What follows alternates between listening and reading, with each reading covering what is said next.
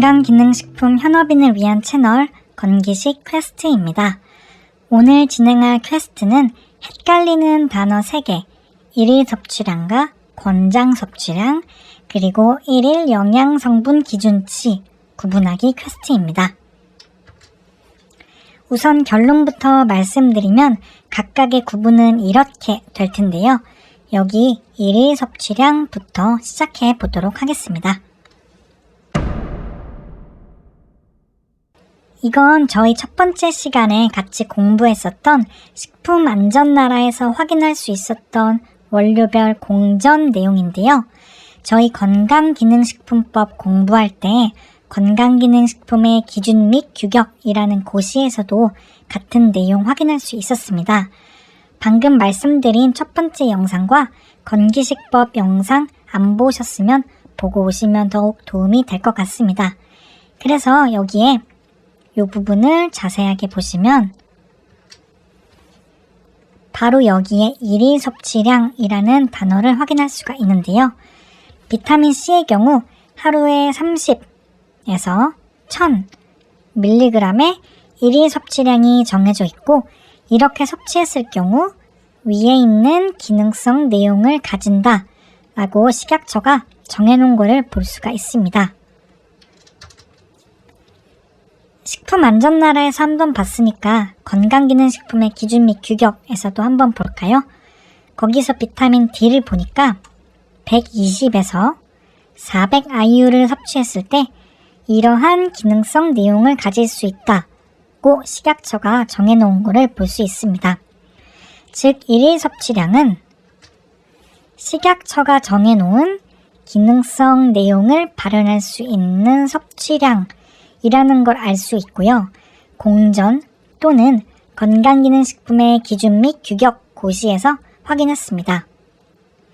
영어로는 영문공전 기준으로 데일리 인테이크 어마운트라고 쓰여 있어요. 근데 여기서 짚고 넘어갈 게 있는데 업무하시면서 비타민 D 제품들 여러 개 보셨을 거예요. 그 제품들의 섭취량을 보다가 여기를 보시면 이 숫자가 조금 작아 보인다고 느끼실 수 있을 것 같은데요.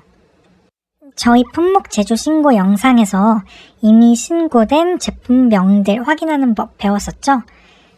여기 식품안전나라에서 식품안전 메뉴에 건강기능식품 구획에 건강기능식품 검색 누르면은 기존에 신고됐던 제품들 다 검색을 할 수 있었습니다. 여기 가서 제품명에 IU라고 검색해 보시면 방금 봤었던 400IU 보다 훨씬 더 높은 섭취량을 가진 비타민 D 제품들을 쉽게 보실 수 있을 거예요. 저희가 방금 일일 섭취량에 대한 정의를 식약처가 정해놓은 기능성 내용을 발현할 수 있는 섭취량이라고 정의를 했었잖아요. 그럼 여기 검색해서 뜨는 400IU보다 높은 함량의 제품들은 기능성 내용이 없다고 봐야 할까요? 건강기능식품의 기준 및 규격 제3장의 1 영양성분에서 4번 항목을 보시면 이렇게 쓰여 있는 걸 볼 수 있어요. 비타민과 미네랄의 경우 최대 함량 기준은 임의로 적용한다 라고요. 말이 좀 어렵게 쓰여 있는데요. 쉽게 단순히 해석하자면 비타민과 미네랄의 최대 함량의 기준은 그냥 맘대로 잡아도 된다 라는 뜻입니다. 식약처가 기존의 서면으로 답변한 히스토리를 봐도 일일 섭취량 범위 내로 섭취량을 잡을 것을 추천은 하지만 최대량은 그 범위를 넘어도 제품 신고는 가능하다라고 한 걸 볼 수 있어요. 그래서 이 항목으로 인해 비타민과 미네랄에 한해서는 일일 섭취량보다 더 넣을 수 있다라는 것을 배울 수 있었습니다. 당연히 비타민과 미네랄이 아닌 다른 기능성 원료에서는 여기 쓰여있는 일일 섭취량에 맞춰야 기능성 내용을 가질 수가 있겠죠. 방금 본 부분은 비타민과 미네랄의 한한점이라는 거, 그 부분만 주의하시면 될 것 같습니다. 그래서 다시 1일 섭취량을 정리하자면 식약처가 정해놓은 기능성 내용을 발현할 수 있는 섭취량이라고 볼 수 있겠고요. 비타민 그리고 미네랄에 한해서는 그 최대치를 넘어도 된다라고 정리할 수 있겠습니다. 이거는 저희 건기식 표시기준에서 영양정보 공부할 때 같이 봤었던 내용이죠. 건강기능식품의 표시기준 영상 못 보셨으면 보고 오시면 더 좋을 것 같습니다. 여기서 한국인 영양섭취 기준이라는 이 표를 이용해서 영양성분 퍼센트를 계산할 수도 있다고 배웠었는데요. 이 표는 이렇게 한국영양학회에서 최신 버전을 받을 수도 있다고 말씀을 드렸습니다.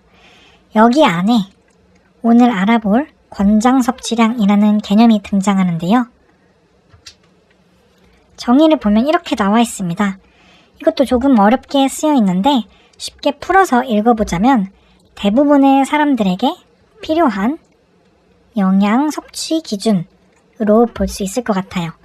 영어로는 책자에 나와 있는 정의 기준으로 recommended nutrient intake라고 부른다고 합니다.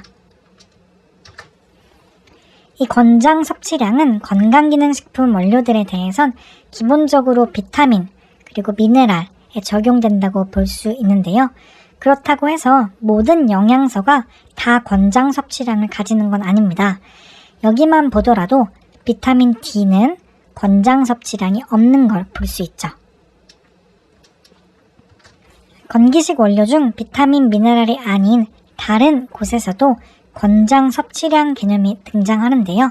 표를 쭉 보시다 보면 고시형 원료인 단백질도 권장 섭취량이 잡혀 있는 걸 볼 수가 있어요. EPA 및 DHA 함유 유지는 권장 섭취량은 없고 충분 섭취량만 있지만 비타민, 미네랄이 아닌데 이런 개념이 적용되어 있다는 게 특별해서 여기 이렇게 넣어 놓았습니다. 참고로 충분 섭취량은 권장 섭취량의 동생쯤으로 보시면 될 것 같아요. 사람들의 필요량을 충족시킬 수 있는 양인지 권장 섭취량만큼 정확하게 알려주지는 못하지만 그래도 이 정도면 충분하다로 알려주는 그런 개념으로 보시면 될 것 같아요. 그래서 권장 섭취량을 건강기능식품의 관점에서 정리하자면 대부분의 사람들에게 필요한 비타민과 미네랄 플러스 단백질의 섭취 수준이라고 볼 수 있겠고요. 비타민, 미네랄 중에서도 권장 섭취량이 없는 것들도 있었으니 모든 비타민, 미네랄이 권장 섭취량을 가진다 라는 문장은 틀린 문장이 되겠죠. 그리고 비타민과 미네랄이 주였으니까 고시형 기능성 원료에 권장 섭취량이 있다 라는 문장도 틀린 문장이 될 거고요.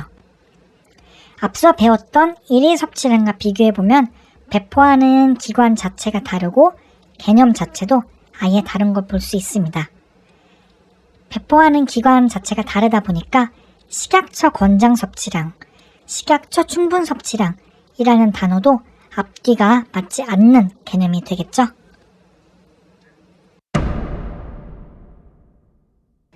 일일 영양성분 기준치도 저희 건기식 표시기준 공부했을 때 봤었죠. 이 표를 이용해서 영양성분의 퍼센트 값을 구했었습니다. 이 용어에 대한 정의는 식품 등의 표시기준에서 찾아볼 수 있는데요. 보통의 소비자가 먹어야 하는 평균적인 일일 섭취 기준량을 뜻한다 라고 해요. 영어로는 식약처가 직접 이 단어를 번역한 내용은 못 찾았는데요. 미국에서 보통 이 개념을 데일리 밸류라고 불러서 그냥 동일하게 데일리 밸류로 번역하시면 될 것 같습니다.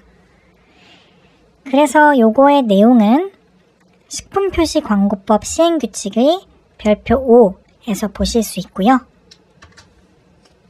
이렇게 생긴 표였습니다.